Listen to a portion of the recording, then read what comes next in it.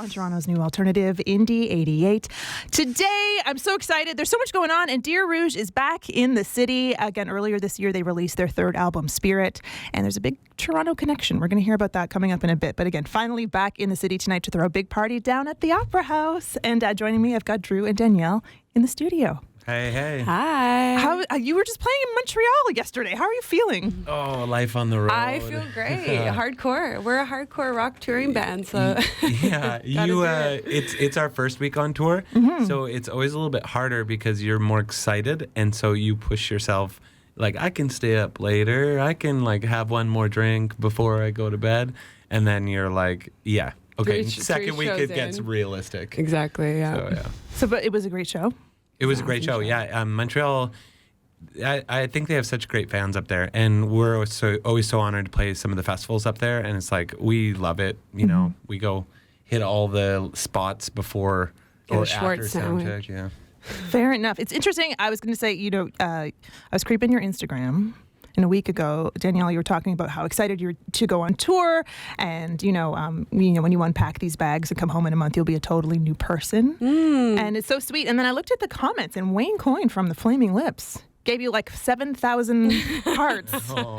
That's funny. And I thought, okay, first of all, I got really curious, being like, what's the Flaming Lips connection? Danny. I was traveling. I was in Denver, Colorado, and I was waiting for Drew actually in the airport. He was going to come pick me up, and I saw Wayne Coyne, and we had toured with Fantagram, so just connection. I knew that he knew them really well.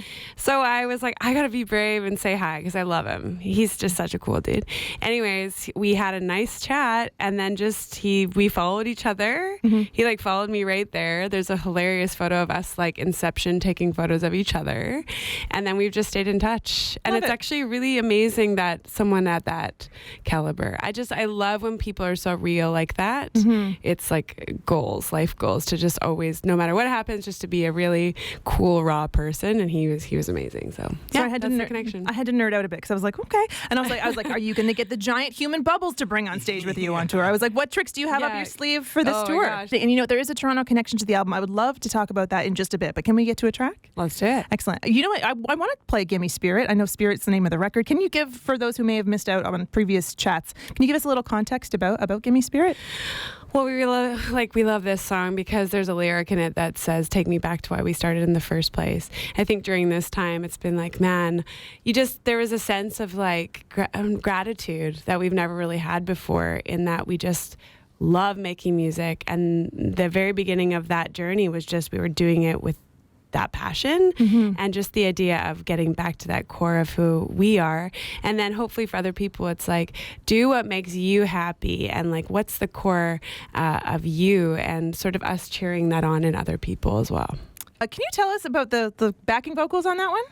Oh, well, we had to get a very special background vocalist. Many, actually, our nieces and nephews, they sang on that track. 10 in total, and they did...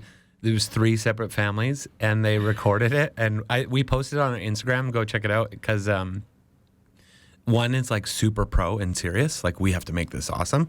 Another one is we don't have the equipment, we're just going to do it before bedtime kind of thing. And then the other one is Danny's 3 nephews in Red Deer, standing on the island. Really? And they're like, "Come on and get my spirit." Cockney accents. It's so weird. I don't know where the accents came from. It's true. My niece, she sounds like she's from Boston, and I don't know why. She's she's 3. And I was like, where are you? What's going on? Kids are smarter Why than are you you think talking they are. like that? I don't know where that accent came from. Too funny. I was going to try a Boston accent. Oh, good thing you didn't. I'm really bad, so I'll just not. But I want to know about the special energy you guys have on stage, because I know I mentioned it earlier. You are always such a joy to interview, and it is true. Do you have? I mean, everybody, touring is not easy. Touring in a van is especially not easy.